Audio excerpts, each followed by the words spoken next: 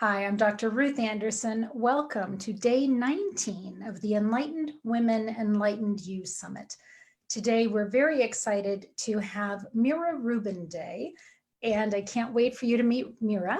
We also have Deb Goldberg, who's going to be setting the intention for us today. So Mira, why don't you come on and say hello?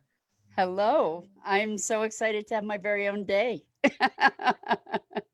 You have to take yourself out to dinner or something afterwards. Yeah, exactly. It's And really a pleasure to be here with you. I am so grateful for what you're doing, Ruth, and Deb, all the support that you've given. And yeah, you're just really helping to raise consciousness all over the place. It's wonderful. Thank you. Thank you. Deb, before we set the intention, I just want to make one announcement that today is September 19, and we are hoping that anybody who wants to write a chapter for an anthology, be in touch with me. We're hoping to get those chapters by September 22nd. So if you think you're going to be delayed by a day or two, just reach out to me on email, openclinic1@outlook.com. So Deb, why don't you start us off with an intention for the day? I'd love to. Thank you. And it's a pleasure to be here with both of you today and everybody else that's listening. Our intention today is to deepen our commitment to joy and watch the lotus flower unfold and open. The lotus flower symbolizes purity of heart and mind, and the petals open to remarkable beauty. We ask God and the angels to guide us on this path of opening to joy as our petals extend to embrace our highest, our divinity, our connection to spirit. It is with love and as love that we are created. Our experience and appreciation of our beautiful earth is a reflection of our internal journey. May we respect it as ourselves. May Divine Mother help us touch the earth with kindness and care, as we are meant to do within, treating everything with honor and gratitude and embracing the preciousness of life and all that is. Peace be with you as you walk this path of enlightenment. Amen. That's beautiful. Thank you. Thank you. Absolutely beautiful. So Mira, let's go ahead and we'll start your video. All righty. I know you haven't seen it, so it's always kind of a shock to watch yourself.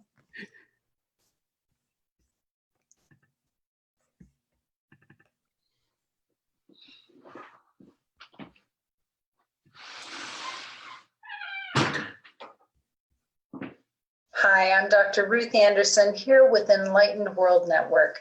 Welcome to this episode of Enlightened Women. Grab a cup of coffee or your favorite beverage, settle in and join us. Enlightened Women is a show about women who are consciously awake and choosing to fully embrace life. These are real women living real lives while walking in spirit. Some of these women are out there trying to change the world. And really, that's not always easy.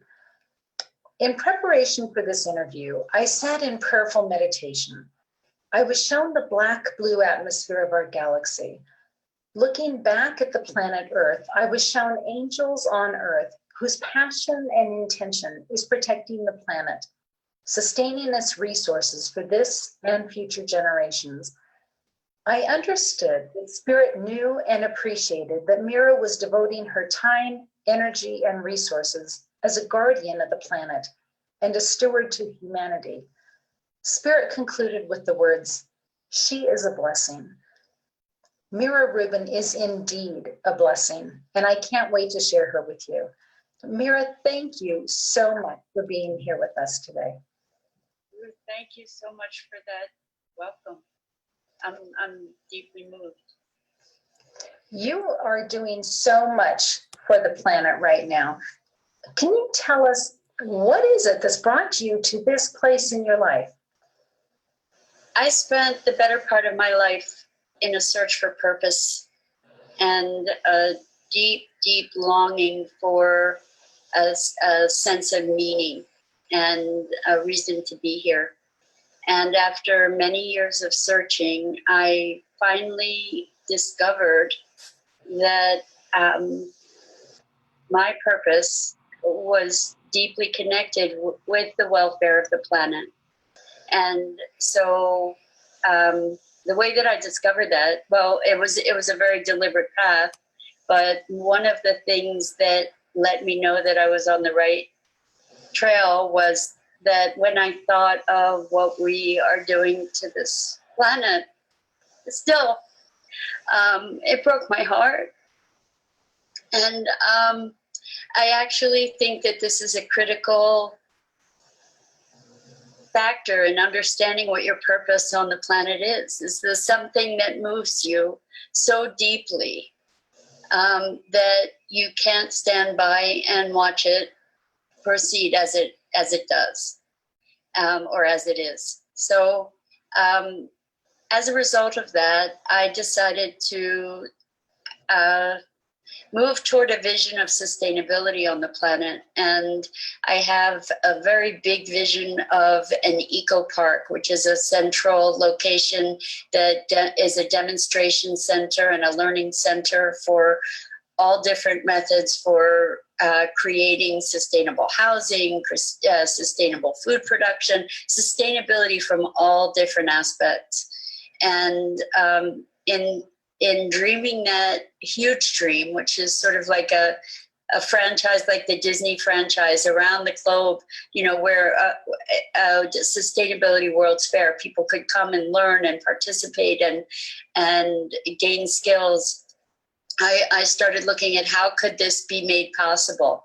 And from that, the Sustainability Now podcast was born in order to connect with the people that are doing remarkable things around the planet. And the other thing is that I was living with this deep heartbreak about what was going on in the world. And the podcast enables me to reach out to people and to find all the remarkable things that people are doing to make a difference, to turn things around, to create a new world. And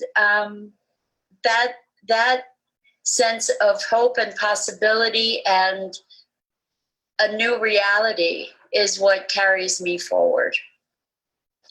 And so most recently, we created a telesummit, a sustainability telesummit, where not unlike what you're doing, Ruth, with this magnificent collection of people, women that you're bringing together, we brought together 32 visionaries and sustainability experts from around the world to share information and solutions, to make people aware of the issues and to bring about solutions and educate people to that.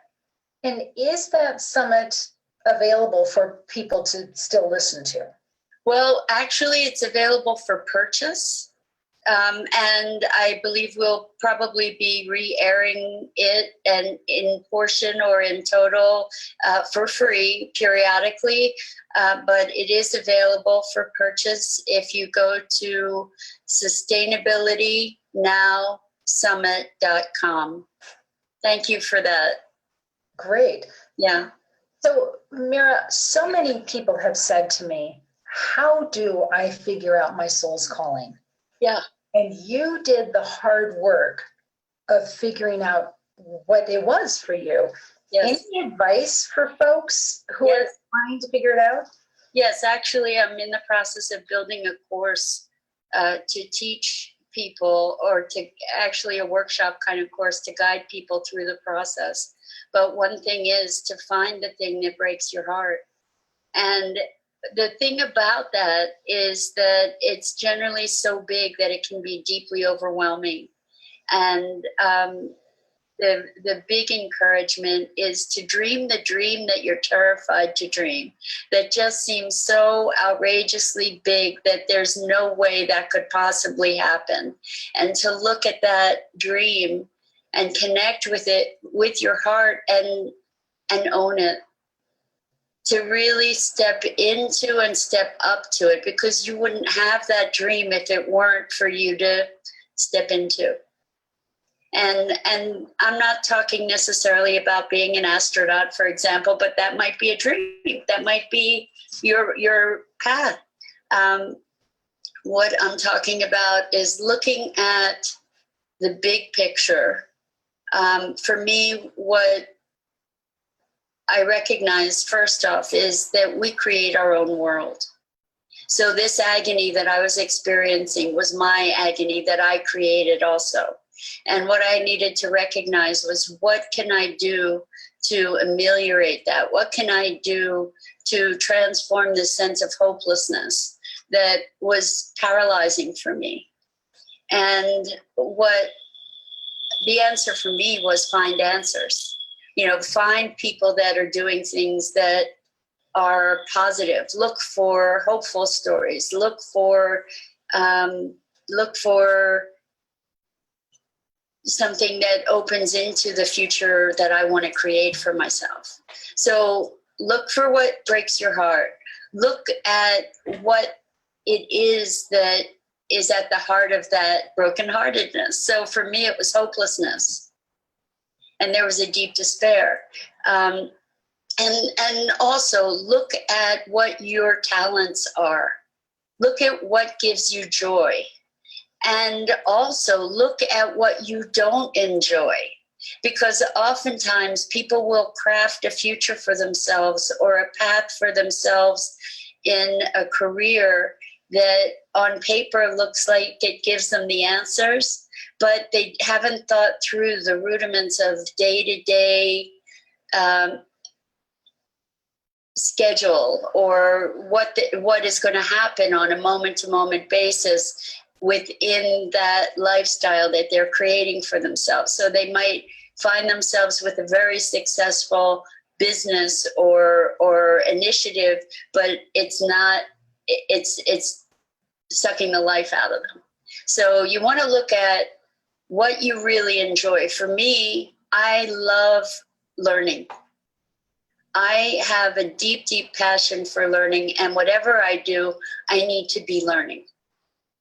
Well, a podcast, sustainability, creating or interfacing with people that are developing cutting edge technologies, that's stimulating for me.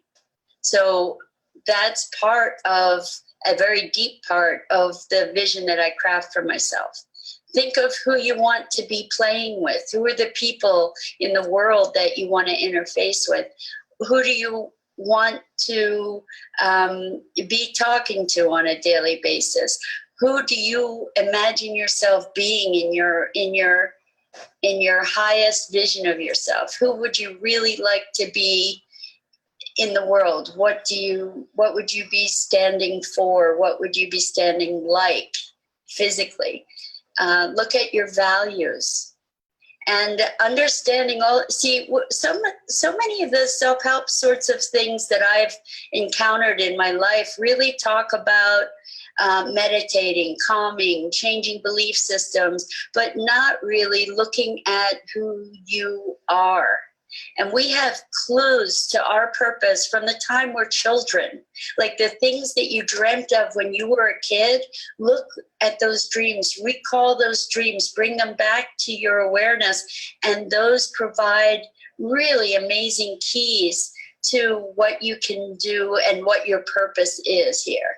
So for me, like I came up with this eco park idea. From the time I was a kid, I always imagined this sort of theme type park that had different manifestations. At one time it was sections where you could go into areas and experience different times in history and the way that people lived in those times. But there was always this place where people could go and learn and grow.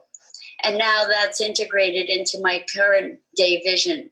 So discover your purpose as a treasure hunt, and you can go about it in a very systematic way, because there are clues that we leave throughout our lives that are there for us to discover and assemble into the magnificent journey and purpose that we came here to live.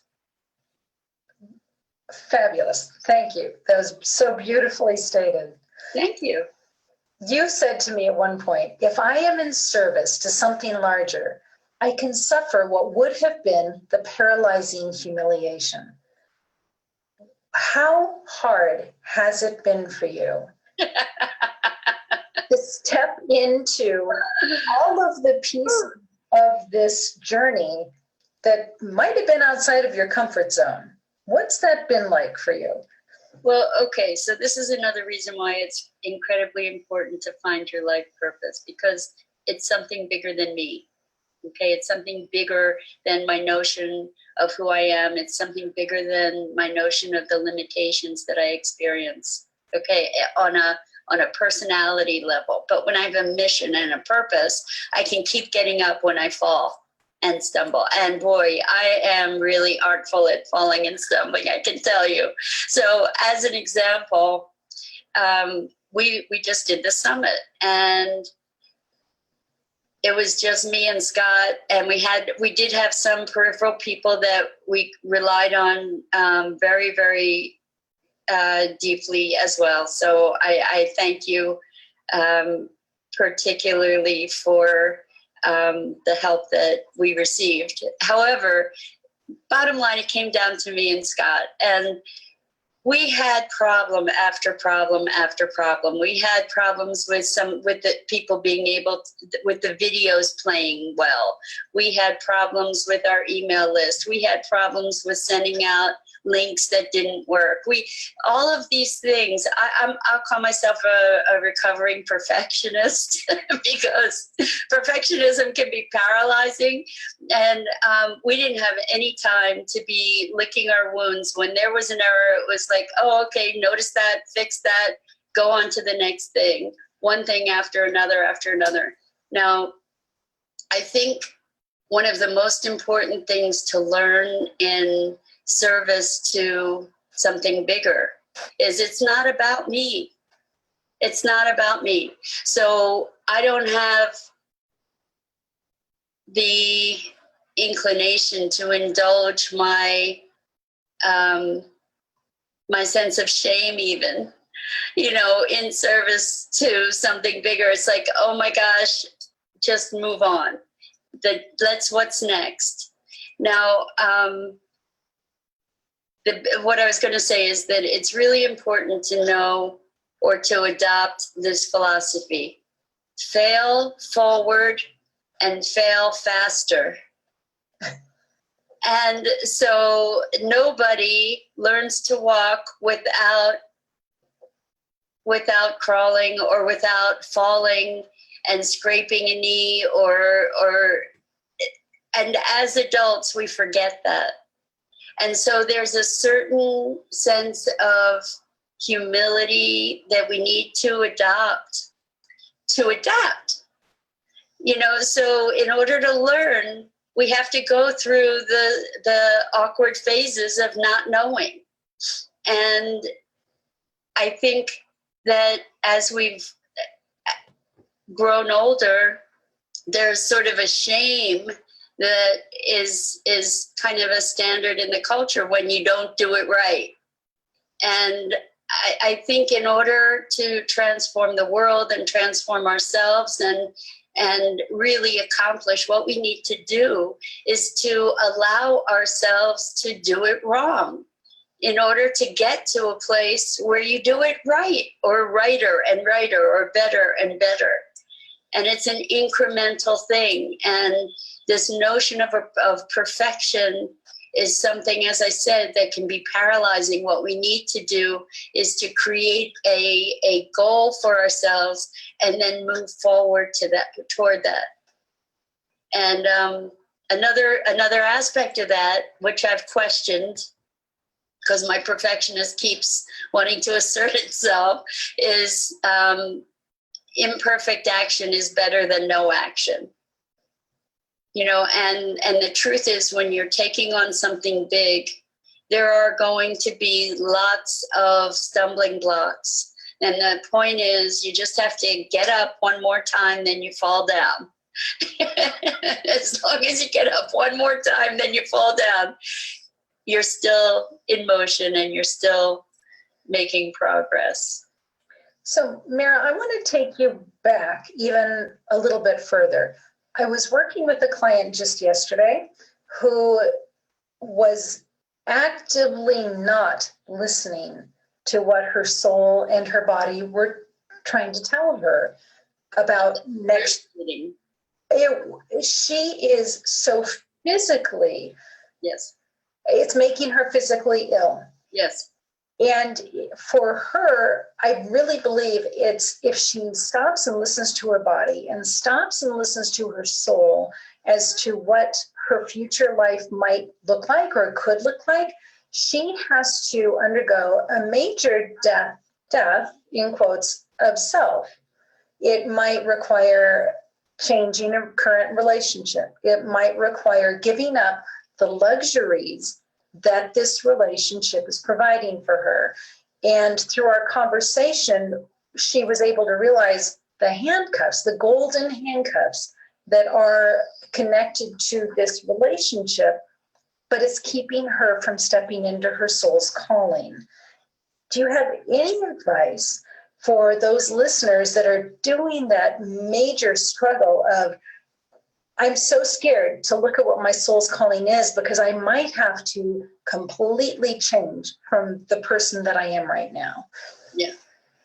Well, I think you hit on a really big thing, which is fear. I actually had a conversation with a friend of mine about dreaming. And she said, no.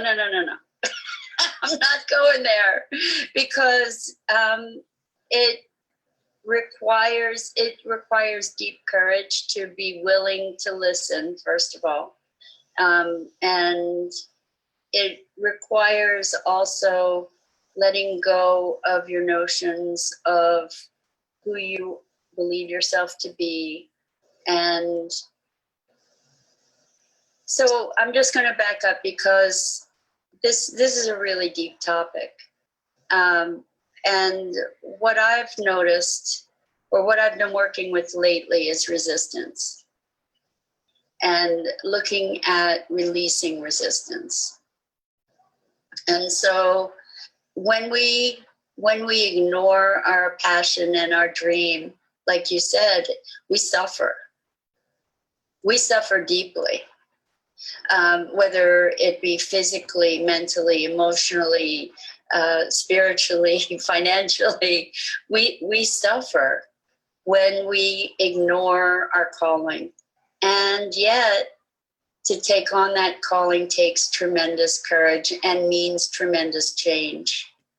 So I want to talk about after the summit, because the summit was filled with magic for me. We met amazing people. We had so many wonderful synchronicities happening as part of the summit. And it didn't turn out to be the financial success that I had hoped. I'd hoped that we would be able to sustain ourselves through it. You know, like I wasn't doing it for the money, but I was hoping that there would be some support from it. And also there was just emergency after emergency after emergency that we handled throughout the process of creating this thing. I went into a pit. I went into such a deep, deep, deep darkness afterwards, where I confronted my deepest demons. And so here is my take on that. When you feel fear, what we tend to do is resist that fear. When we feel sadness, what we tend to do is resist that sadness. And those emotions are our teachers. They are calling us to listen. And when we have the sadness, what we can allow ourselves to do is to experience that sadness without all the ideas laid over it, without all the judgments laid over it. Experience the fear, touch into your body, find where it is in your body, experience the movement of it, watch it. As the sadness comes, allow the tears. I have cried buckets, gales of tears, wailing in agonized pain. And when you allow yourself to experience that pain and really experience that darkness, it moves, it releases, it dissipates. And what's left is much lighter. And it's not that sadness won't come back, but it's not the same sadness. It's another layer. It's another element. The fear that comes back. It's different. It's a different layer. It's another dimension. And as we allow that to move through, we experience greater and greater freedom. So resistance, whether it's resisting looking at what our life possibilities could be, or it's just resistance to feeling emotions, it feels like resistance is really the key, or letting go of resistance. And anybody who's been following or is involved with law of attraction, especially through Esther Hicks, she talks about allowing. Well, what's the opposite of resistance? Allowing, right?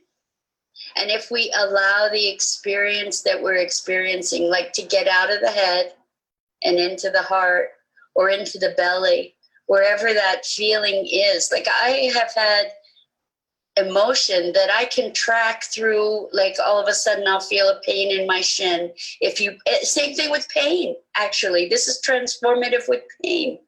If you put your attention on the pain instead of trying to resist it and pretend it isn't there and breathe into the pain, then you might find it migrates to another place, and breathe into the pain and it moves and it changes. And I fell and twisted my ankle pretty severely when I was out on a walk. And I sat with the pain of that ankle. And what came up for me was other sadness, other emotion that wasn't related to that pain directly, obviously, in an obvious way. And as I allowed that emotion to move, and I allowed myself to experience the pain, the ankle healed. And I was able to continue walking. I was on a walk. I continued walking and I was fine. So there is miraculous transformational possibility available when we release the resistance and we allow ourselves to experience the experience we are having in the moment. And I bet your client, if she were to allow herself to experience what she was experiencing in that moment, instead of the thinking pattern, but to feel it, that's where the motivation could come from. And for me, the devastation of being so at the effect of the world and being so brokenhearted and not having a purpose and a direction, that pain was so profound that it gave me the courage to step into the vision of what I could create with my life, because I couldn't continue. I really, truly was at a point where I was unwilling to continue living a meaningless life. Mira, what you're saying really resonates for me, especially yesterday in my conversation with her, because as we were talking about stopping and listening to her soul, listening to her body, and just allowing herself that gift, she kept saying, but I have to be with my husband at the end of all of this. And I have to have the comforts that are with my husband. And it was very obvious to me, as long as she was living, demanding that she have a perceived outcome, she wasn't open to the other possibilities, the other outrageous possibilities that could be there for her. And similarly with you, with your summit, the perceived outcome is there's going to be this financial. I really didn't have that as a perceived outcome. However, I realized that some part of me had an attachment to it that was beyond what I was thinking, because that was one aspect of the drop afterwards. So I apologize for interrupting, but I just wanted to clarify. Right. I think what I was realizing is whenever we hold out a perceived outcome, and that's what we're driving forward to, is this perceived outcome, then we're limiting ourselves to the other possibilities of what could be there. Right. And it often puts us in a place of lack, because if we don't get that perceived outcome, then we're wondering, well, what happened? Why not? But we can't see everything else that we might have gained. Right. Right. And that's also a form of resistance, right? You know, when you get singularly focused to the exclusion of everything else, what you're resisting, the reality of what is, or the totality of what is present. Yeah. Can you share with us what you are learning in your spiritual walk right now? What's the most current learnings? Well, I've actually done some channeled writing, and I did that very solidly for about a year, some time ago. And periodically I've revisited it. And I was cleaning up my room, and I found my book, and I actually sat down and wrote again today for the first time in more than a year. What came up for me? I'm still finding my feet again since the summit, and finding, okay, so what is the next focus within this bigger mission that I have? And what came up in the writing was to meditate. And the purpose of the meditation, and I've done meditation in my life, but I haven't recently had a consistent practice. But I thought that the way that it was spoken was really interesting. It was saying the point of the meditation is to find the point of stillness within, to be able to have that point from which to generate the world from consciousness, rather than responding to the world that seems external, although it's my creation also. Instead of feeling the onslaught of what is seemingly an external world, to presence myself to the stillness within, from which my world can consciously emerge. Amazing. That is absolutely beautiful. Mira, talk to us about Mira Rubin Rise. Well, I've been doing, my whole life has been about awakening. When I was 15, I had an enlightenment experience where I was on the phone talking to a friend, and just in the course of conversation, I said, I know. And all of a sudden, I was catapulted into knowing, being knowing. So it was beyond personality, beyond time, beyond space. It was pure presence of knowing that had nothing to do with intellect. And the rest of my life has been really focused on trying to reclaim that consciousness. So I've pursued all kinds of self-help things. I've pursued all kinds of learning. I've gotten trained in all different kinds of modalities. And I've been doing coaching work for more than 30 years. And I've developed a modality that I call core connection, which really helps to get right down to the core.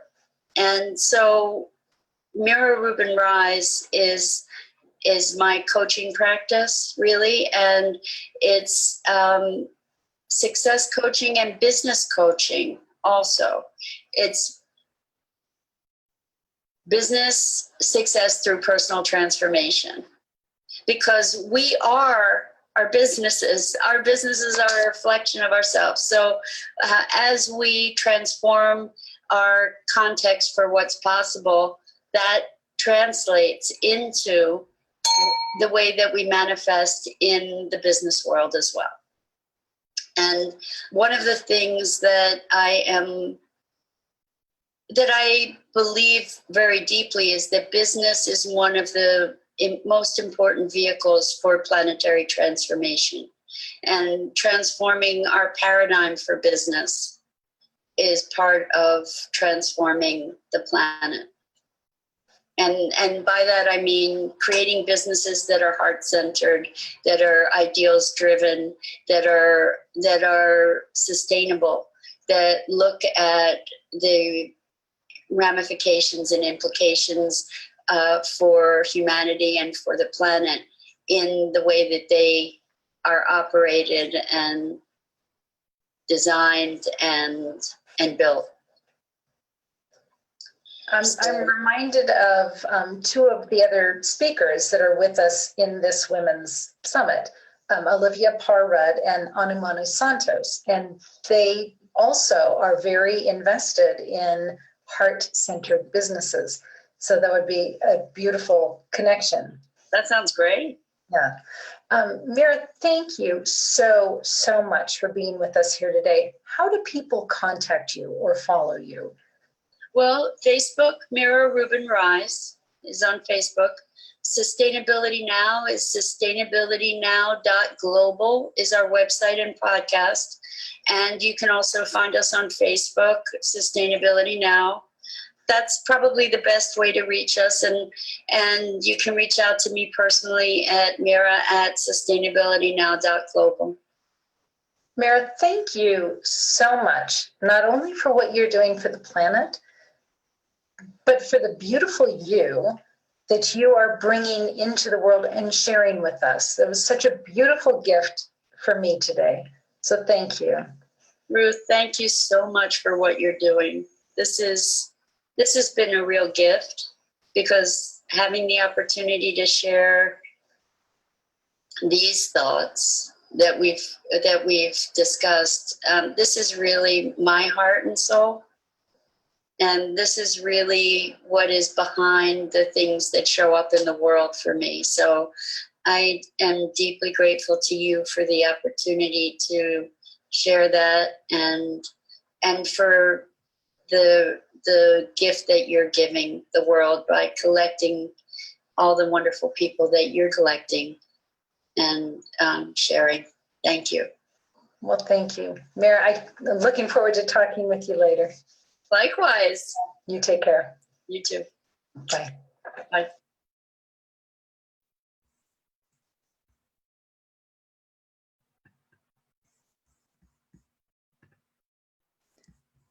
Oh, wow, Mira.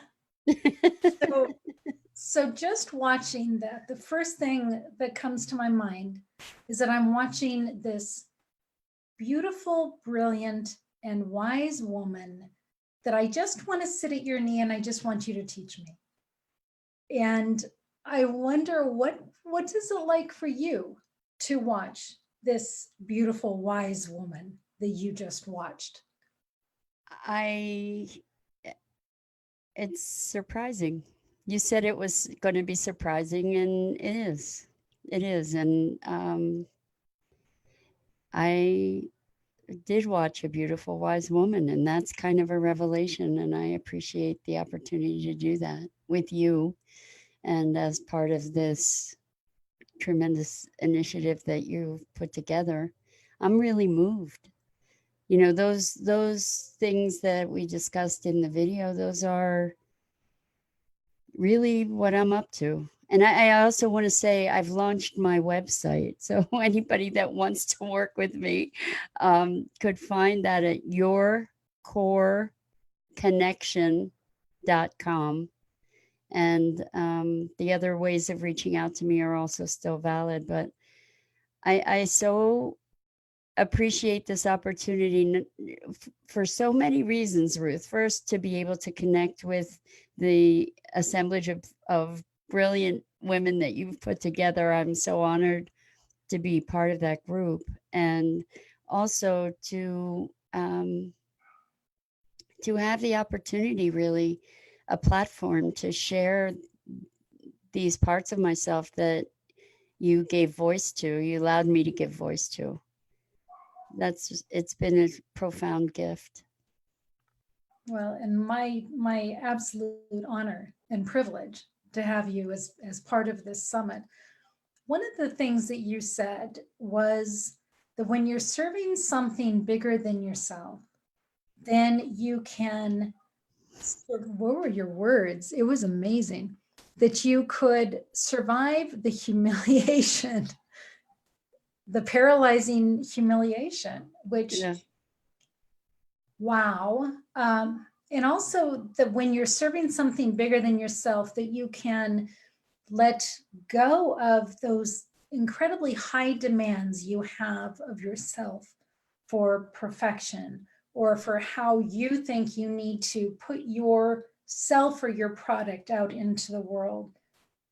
So I'm thankful, actually, that you have that connection to spirit, so you can stop being so hard on yourself. Because I just have this feeling that Mira Rubin is really, really hard on herself. I wouldn't work for a boss like me. For the way that I am a boss to me, not if I'm not with other people that I might be engaged with, but I would never, ever work for a boss that is as demanding as I am for myself. Yeah. Yeah, I can see that to be true. Was that hard for you with your summit, when you would hit a little bump and then you'd go, oh, it can't be perfect, we have to move on? Was that hard for you, or was that freeing for you, or neither one of those? It was just do what needs doing. But just to turn things back to the idea of serving something greater than ourselves, really, it's given me my life. My purpose has given me my life, and it has given me greater resilience, greater fortitude, a context in which to expand and grow in ways that I never ever would have without that. And that's what the quote that you fed back about being able to survive the paralyzing humiliation. It's like there wasn't really time for that. It was like, it doesn't matter because it's not about me once again. And I just want to say, I did complete an ebook that is available for anybody that's listening for free, and it is talking about how to find your passion and purpose. It's called Your Inner Success Blueprint: 5 Keys to Discovering What You Were Born to Do. And it's free if you go to my website at yourcoreconnection.com and sign up on the email list. That's a gift. And my vision is that people, more and more people, will take hold of their vision and their mission and express it in the world, and we will live in heaven on earth when that happens. Because we came here with a purpose. This better than anybody, and we came here to do certain work. And that work is a gift not only to the world, but a gift to ourselves. And at 60 years old, I feel like I got my life.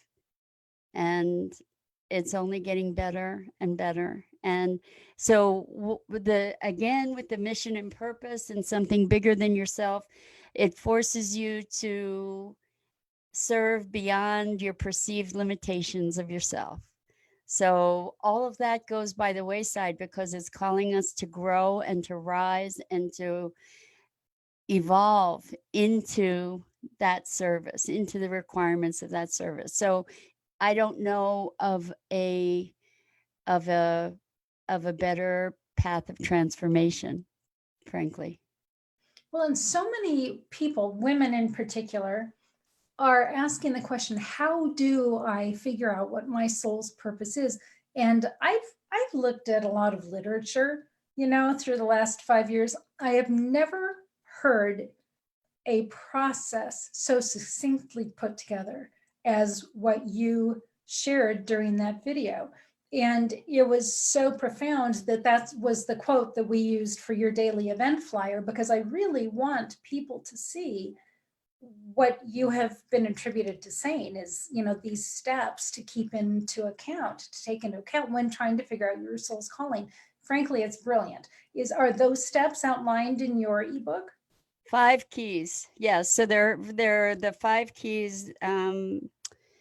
Yes. And I don't remember how I titled each of them. And the last key, the 5th key, is discover what breaks your heart. And that is the most important hint and key to discovering what we're here to do. I was going to say what we're born to do. And that's really, I think that's true. But when we look at the world, everybody has their own, the thing that tugs at their heart most. I mean, there are many things that we can be heartbroken about in the world as it exists at the moment. And there's likely one thing that sort of stands above the rest. And that brokenheartedness, healing that brokenheartedness, finding a path to healing that's the key to your purpose. So maybe you have a passion for children and child abuse, and that's something that really breaks your heart, and then that becomes the catalyst to generate ideas for how you can make a difference. And then you put in all these other pieces, like who do you want to work with, what do you see happening, what are your joys, what are the things you don't enjoy, and it's like putting together this masterpiece of a puzzle that becomes our lives and our future and our direction. And when you assemble all those things in a way that lights your soul on fire, you know it, and it is the thing that you go, oh my gosh, no, not me, no way. And it's like, who else but you? Right. And you talk about when we ignore our passion or our calling, we suffer. Yeah. Physically, emotionally, spiritually, just across the board. Yeah. Despair, just deep despair, because there's a part of ourselves that in that denial is just putting out the flame of our vitality and our life and our passion. So, out of that fear of losing what we think is our security, what we think is our identity, what we think is our strength, we sacrifice our whole being. And it's tragic. But it's a hero's journey. It is absolutely a hero's journey. And in becoming that hero, we become superheroes. And what better way to be in life than as a superhero, right? Right. I was in this place when I was 30, and I've spoken to many women since who have said, in my heart of hearts, I know what I need to do, but I'm not strong enough. I'm not ready. I need the paycheck, whatever it is that's holding them in place. Do you have any words of encouragement for someone who can see it so clearly, but they're holding themselves back? Yeah. I was dying. I was dying inside. I felt my life ebbing away, and when I looked at this purpose, first of all, I think a lot of healer people have a fear of being seen, a fear of being seen because of uh, ancient memory, perhaps, of torture and destruction. So there was a part of me that was like, oh, if I try to do that, I'll die. and I was already dying. So what I realized was this was something worth dying for. And then I realized this is something worth living for. And that it's living on the edge. It's living in magic. I've never experienced such magic in my life, and I live for magic. You know, I've never experienced so many synchronicities and with the universe just moving to provide as I have since I took on this massively huge vision. What I realized originally, I thought it was the eco park that was my mission. And what I realized is that mainstreaming sustainable practices globally is my mission. And the eco park is an expression of that. And the thing about mission that I also have come to be more conscious about is that the mission needs to be so big that it can contain any number, any multitude of expressions, so that we have ultimate freedom in how we create it and design it. And so, you know, along that path, you might go down a career path that isn't fulfilling to you. It's, you know, you're not happy. And the mission still is there. You still have the commitment to the mission.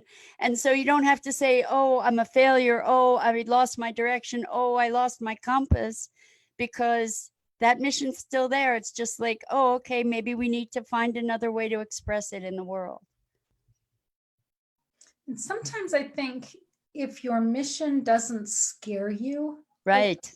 maybe it's not big enough. I agree with you 100%. You know, like a mission to be number one in sales at your big company. It's like, that's a goal. That's not a mission. Yeah. A mission is something that makes your heart race. You know, it's something that might make you break out in a cold sweat. You know, it's something that is just makes your eyes pop, and that's a mission. Right. If it was that easy for you, you wouldn't need to spend your life trying to do it. Right. Right.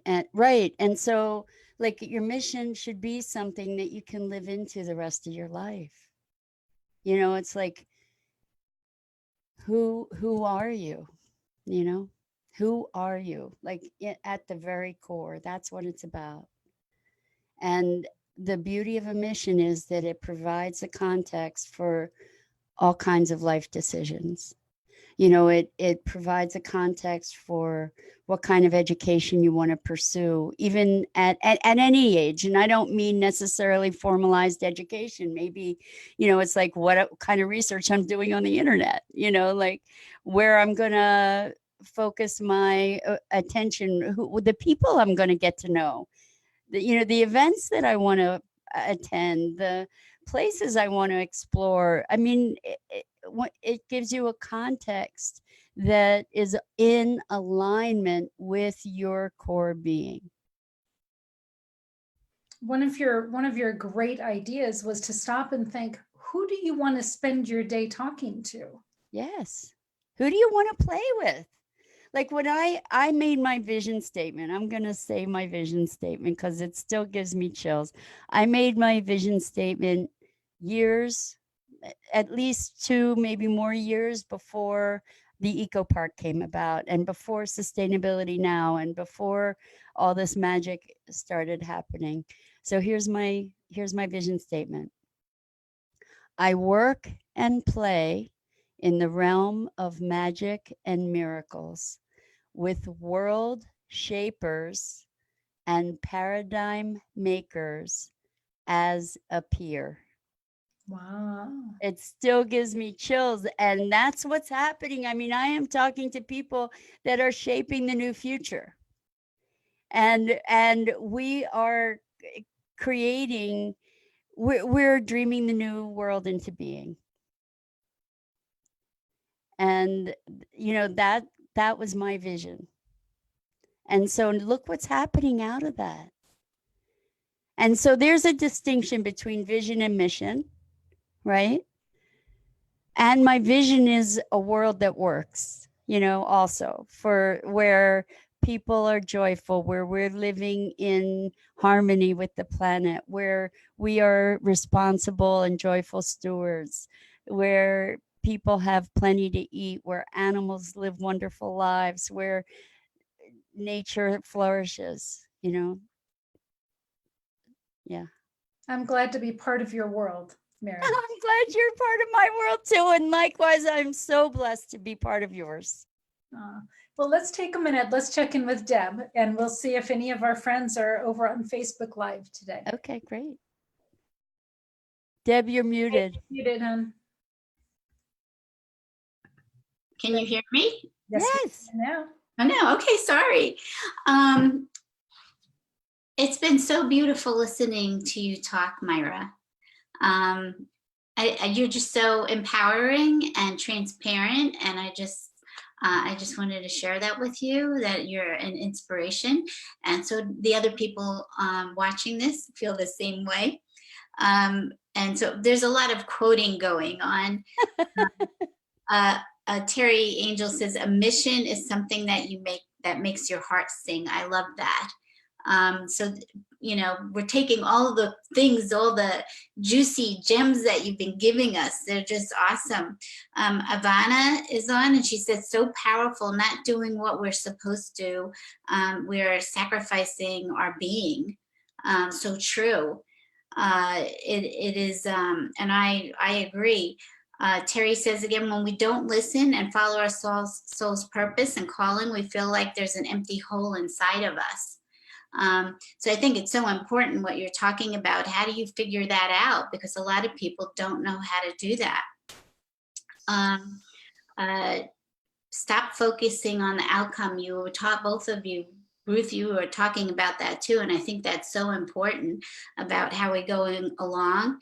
And I love your talk about pain and how it speaks to you and how you have to move that energy out. That I think that is such an important topic of understanding our own emotions. Let's see what we have here. Falling faster and falling forward. Failing forward, right? Yeah. And so Kimberly's on, and she says, "I love that we allow ourselves to do it, allowing ourselves to do it wrong, to get it wrong." And she said she can do that. I'm really good at that. Oh boy. It's such great permission to figure out what you're doing and not worrying about the outcome of it, and that keeps motivating you. So we have a lot of hearts and people just being inspired by you, Mira. So I'm so grateful for you to be here. Thank you, Deb. Thank you so much. Well, ladies, this has been a beautiful sharing. And Mira, I cannot wait to see what all you bring to the world, bring to the table. Tell us about your cards for a minute. I know that they're in process, but talk about that. If you will. Okay, so one of the things that you want to do in the course of discovering your purpose and your mission is to make your values visible, to become consciously aware of what your values are. And that's one of the keys in that booklet. And by the way, I am going to be developing a course based on that ebook that is available at yourcoreconnection.com. So the cards, I was originally going to call them something else, and I found out I couldn't. So they're going to be called Core Connection cards. And what they are, each card they're small cards, and they're going into production hopefully this week, maybe. Oh. So they should be available in the near future. And there are 125 cards per deck, and each card has a word on it. And in a way, they're like angel cards, except that the words that they have, they're all values based. And the idea is to use these cards to, there's 1,001,000 uses for them. But one way to use them is to go through and discern which values are your values? And to whittle this down out of this 125 card selection, to whittle it down to maybe 5 or 6 values that you then prioritize. And when you prioritize these values, you'll know you want to look at, how does that show up in my life? And where is it not in alignment in my life? Because when you're doing things that are out of alignment with your values, that's a recipe for misery.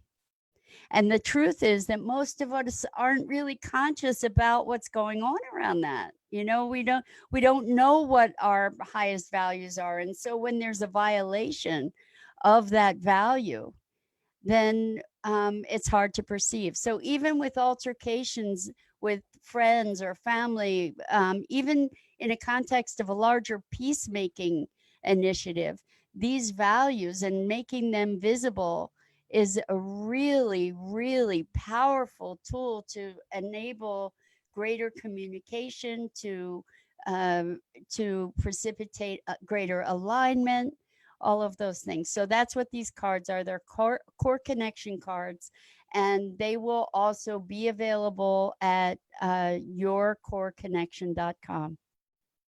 Great. Thank you for asking, Ruth. I really appreciate that. Absolutely. And I appreciate the mindfulness, the tips on mindfulness that you've given us today.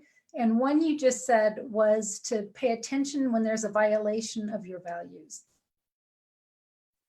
Thank you just for that little snippet, just so we can be aware of it, because I think we are violated all day long. And we violate ourselves. I mean, how many of us have been, like, I was in corporate America for years, and I got by the end of my stint there, I couldn't do it anymore. I just could not do it. And my values were being violated ongoingly. I was in a position where I was violating my values willfully because I chose to be there, right? So we do a trade-off, and what happens as a result? We go numb, right? We kill ourselves off little by little by little as we succumb to a circumstance that's not in alignment with who we are. I'm not talking about superficial personality, reactivity, kind of who we are. I'm talking about like core being who we are. Right. So I would like to challenge all of us as a group here today to go forward with our day with the thinking that I will no longer violate my own values. How about, if you don't mind my rephrasing that, Please. I will live in alignment with my values. I like it. Yes, like I declare that I am worth living in alignment with my values. And that too can be threatening. It might mean that there need to be some changes in life. You know, it might mean that you don't get the approval from the people that you're used to getting the approval from. You know, it might mean you need to adopt some new behaviors, but it's going to make your heart happier. It's going to make your body happier. It's going to make your spirit happier. Yep, there's a meme coming your way. There it is. Okay, I'm going to go create that.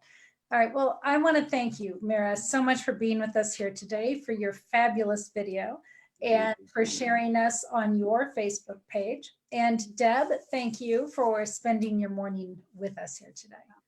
Very Thank happy to be here. Yeah. Thank you so much. You both. Thank you. We'll see you all soon.